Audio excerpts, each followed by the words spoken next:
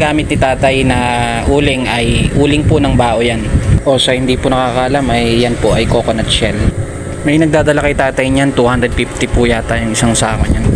Sa pagpapanday ni tatay, ito yung part na pinakamahirap, yung pagsusubo kasi dito hindi pwedeng sumobra yung subo at kumulang. Pag sumobra kasi yung subo mo, pwede siyang mabingaw o maputol agad. Kapag naman kumulang, hindi mo rin mapapakinabangan. Mangyayari, hasa ka ng hasa, maya. Parang ang bilis niyang pumurol. Bago siya ilulublob sa tubig o kaya sa langis, kailangan baga muna siya. Yung kasing pagsusubo ay pwede nating ihambing sa pagtitinda o pagluluto.